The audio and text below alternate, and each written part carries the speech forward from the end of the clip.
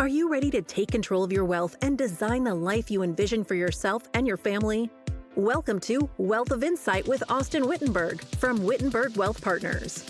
Austyn guides you through the entire planning process to help you build a plan that seeks to protect your financial future. He empowers you with creative investment opportunities and planning ideas to help you understand and achieve your long-term goals. It's time to gain confidence in your financial future. Now, on to the show. Welcome back to the Wealth of Insight podcast. I'm your host, Austyn Whittenburg, with Wendy McConnell again today. Thank you for having me. Wendy's feeling a little under the weather, so we won't make her participate too much, but she had a question for me before we hopped on here recording, and it actually ties into what we're talking about today. So I thought maybe we would start, Wendy, with your question there, and then we'll get into, well, this inflation and taxes issue, which is, I know, is everybody's favorite. So. Right. You mentioned that you were going to be talking about inflation and taxes. And I wondered, now that inflation has gone down every month for, I don't know, a lot of months, but we still feel like we can't afford anything, that our groceries are still high and everything is outrageously priced. So what's going on with that? Yeah, that is a fantastic question that everybody really is wondering. And there's just part of that, I think, is a little bit of a misconception that people have, because the news continues to tell you that inflation is coming down, right? What they're really saying is that the rate of inflation is coming down. So but inflation is still positive, right? So you're still hearing inflation is up or prices are still increasing. They're just increasing at a slower rate than they previously were. So, but they're not going backwards, right? So there's disinflation and deflation are sort of the things that people talk about. What we're not seeing is prices go backwards. We're just not seeing them increase as quickly. So again, the media, or you're hearing in the news or whatever, people are saying inflation's coming down. That just means last year prices were going up, 7, 8, 9%. This year prices are going up 3, 4, 5%. So prices are still increasing. They're just not increasing as much as they did last year, but again, they're not going backwards, and it's really, really uncommon for the prices of things to get cheaper, for that inflation to go negative, let's say, right, and prices to come back down. So things are still getting more expensive. They're just not, last year we saw such a huge jump, and hardly anybody's earnings kept pace with that huge jump. So we had that huge jump that set the new floor, and now we're just getting little increases. But again, it's still going up. It's not going backwards. Does that answer your question? Kind of a little bit. I know that they typically don't go back down, but sometimes they do. Like in the case of eggs. Eggs were up to $7.99 for an 18 pack, but now they're back down to what they should have been, which is about $2.50. Right. So, and eggs is actually, we're seeing it. We saw it with eggs, and we've seen it with chicken. There's actually now eggs, the egg producers of the world, whatever organization that is, got in trouble for price fixing. All the egg producers sort of colluded together and said, we're going to keep the prices of eggs artificially high. And now they're all getting sued, and it's turned into a mess. So eggs is an interesting example. And we're seeing the same thing. I think it's now with chicken, that the chicken growers of the world are now in trouble for artificially inflating prices, trying to take advantage of the situation. So those are two interesting examples. But yes, so if you compare eggs, excluding there was a bird when it got crazy, right? Eggs went from, and I'm making these numbers up, but just to illustrate the point, right? They went from $2 to $2.50 in 1 year, which is a big jump.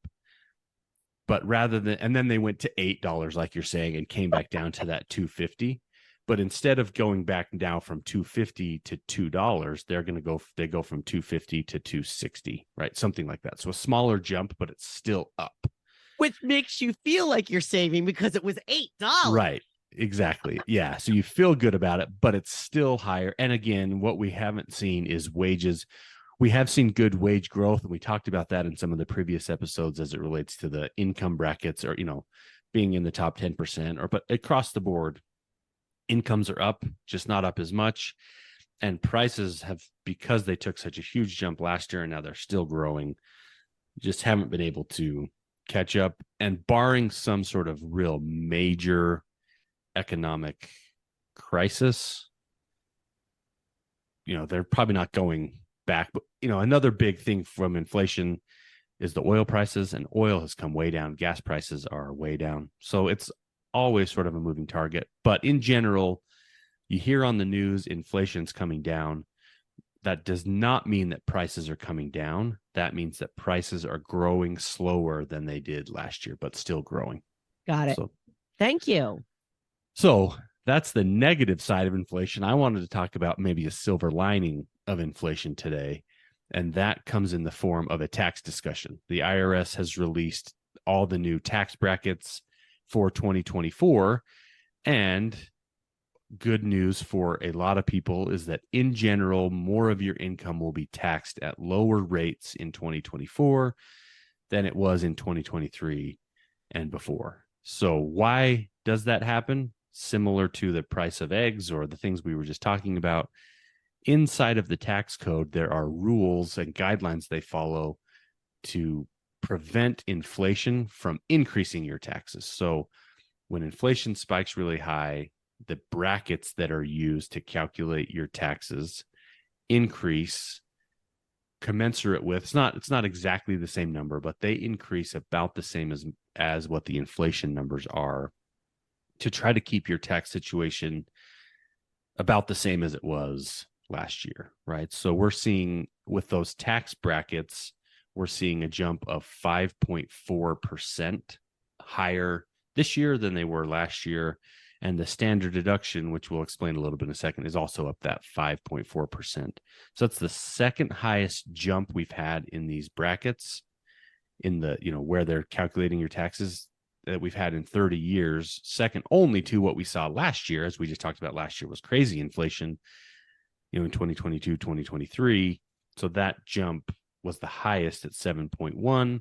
The brackets are now reset at, have jumped up another 5.4%, as has a standard deduction. So just as a reminder, the standard deduction is the deduction that everybody gets to take just right off the top of your taxes, sort of a free tax deduction, let's say, unless you are itemizing your taxes. So as a tax filer, you have two options. One, you can just take, the IRS says here, everybody can take this amount if they want. Or if you itemize and your itemized deductions go higher than the standard deduction, you can then itemize. So you sort of compare those two. So the standard deduction for just a single tax filer individual is now $14,600, up last year from $13,850. And if you're filing jointly, then it's $29,200, up from $27,700. That is so good. Again, yeah. So you make $100,000. Let's just use that as an example, nice round number.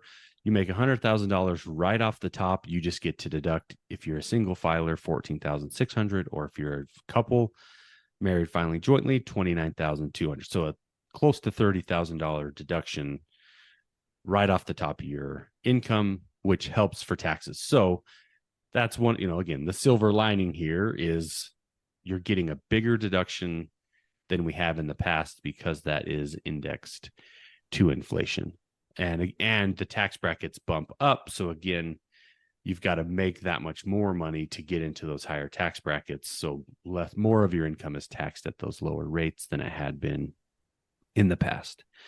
So there's a few other rates that have taken a bump. Capital gains, they calculate your capital gains tax rates differently than just your income, because capital gains are taxed at different rates.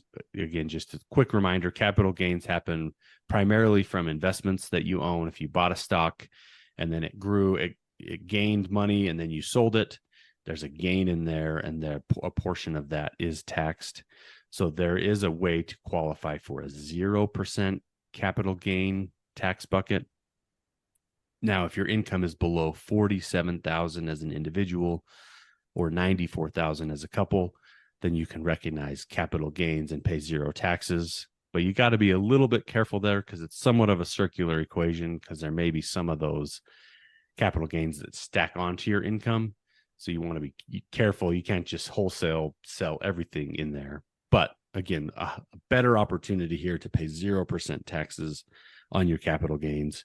So we're starting to see, some of these good things to help people out tax wise. One of the other things that's changed is the estate tax and gifting rules increased. So you can now shelter $13.61 million from the estate tax, up from 12.92. So, back to our previous episodes about the 1%, that's really something that only applies to them, right? Most Thank people, goodness they did that, because I was really sweating it. You were going to be bumping right up against that 12.9 million. Yeah. So, that is something that now that number does decrease in a couple of years in 2026 back down to 7 million as part of the Tax Cuts and Jobs Act that was put in place, had some sunsetting. So if you are of high net worth, you fit into that 1%er category, there are definitely some moves that you can and should be making to take advantage of those levels. And then as part of that, and again, just a quick reminder here, estate tax, if you have more than that 13.61 million and you die, there is a 40% tax that gets levied on anything above that number. So you want, it is a really big tax that hits people if they're not doing the proper planning. And they also increase the annual gifting limit, which is you can give anybody in the world. And we're hoping that people sign us up for this, right, Wendy? Anybody in the world can give you now $18,000 without having to pay any taxes or even tell anybody about it. Austyn. So, yeah. So how much do you want to gift me? Well, I see now I can only give you 18 without having to tell the IRS about it. So we've got to, that's the cap there. That's up now 18, up from 17,000 last year. Doesn't count towards that 13.6 million. So again, those are planning tools that we use for clients that are in that high net worth category to make sense. And again, if those numbers are all going to go backwards in a couple of years. So just a reminder, if you are in that category, you want to make sure you're getting good advice and taking advantage of whatever you can in that category. The last piece of good news here, I should say, is your 401k and IRA contribution maximum limits have also increased. So a 401k in 2023 was 22,500 was the max you could put in. That's now going up to 23,000. And with an IRA, it was 6,500. It's now going to 7,000. So for savers out there, make sure you're updating all of your, salary deferral through your work, or as you're making your IRA contributions, you can now put more away. And again, that's good from a tax perspective. It gives you a tax deduction today, and it also helps you save for the future, right? So a lot of opportunities here in 2024 to be taking advantage of these new tax laws, just to make sure you're minimizing that tax burden as much as possible. Not everything gets a bump though, so there are a few other things to talk about. First is what's called the net investment income tax, which is an additional tax on investments. We talked about capital gains earlier. There is also what's called the net investment income tax that kicks in as an additional tax on your investments. For individuals, that number staying at 200,000, and for couples, 250,000 of income. So if you're above that 250,000, there's some additional taxes that you pay on your investments, and that number didn't increase. So more people now, because we have seen wages start to tick up in the last few years because of the inflation we're talking about, more people may start to run into that number. Now you still got to make 250,000. So you still got to make a pretty healthy income to qualify. But again, that may be something that more people start to bump up against, since that doesn't get indexed for inflation. And it's been at that number now for several years. So if you add up, 4 or 5 years of income growth, you may not have been close to that previously, but you may be starting to bump up against that now. And the other thing that I think has a really big impact for a lot of people is you can currently still only deduct $10,000 worth of state and local taxes. So that primarily impacts income and your state income tax and your property taxes. Right now that number that you can use for a deduction is just $10,000. And that makes a really big difference, especially on the property tax side of things. People have seen the real estate that they own, especially their primary residence, has really skyrocketed over the last few years. We've talked about that on several episodes now, just housing and how that works. And property taxes go up if the value of your property goes up, but this deduction rule is still capped at the $10,000. So even though people's property taxes may be up a few $1,000s over the last few years, they're still capped at that $10,000 limit.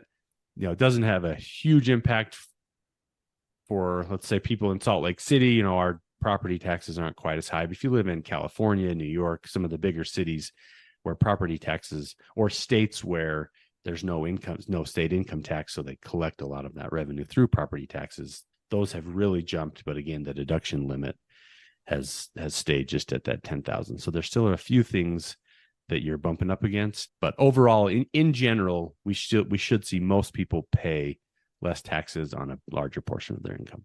I think another thing that that particular 10,000 has hit is people who own more than one home. I live in a resort area, and a lot of people have, weekend homes, summer homes, what have you, and that's really kind of messed them up as well. Yeah. Yep. If you own multiple properties, you're just paying that much more in property tax, right? Because of those, and that limit has stayed the same for the past several years. Yeah. So everybody, I think the statistics show, maybe don't quote me on this, but I think in general, it feels like real estate's up somewhere 20 to 30%. Obviously, that depends on where you live, right?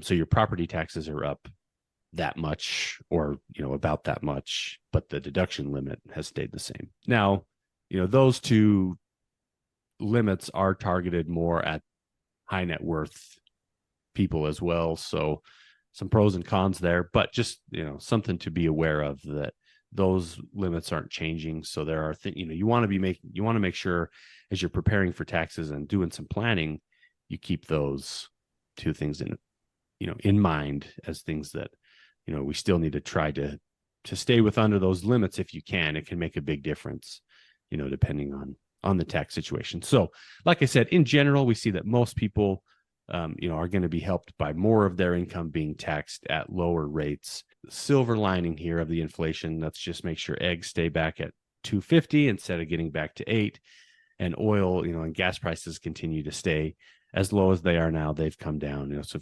combine those two things with these little bit of bump in tax rates, hopefully in 2024, people have more money in their pockets than in previous years. So if you want to take a look at your tax situation, figure out where you stand, that's something with the help of your CPA and us, we can help you get a real handle on your tax situation and how all these changes will impact you. So if you have any questions or you'd like to learn more, please check out our website at wittenbergwealth.com, or you can text me at 801-839-7056. Please remember to subscribe to the Wealth of Insight podcast and share with your friends and family. Thanks.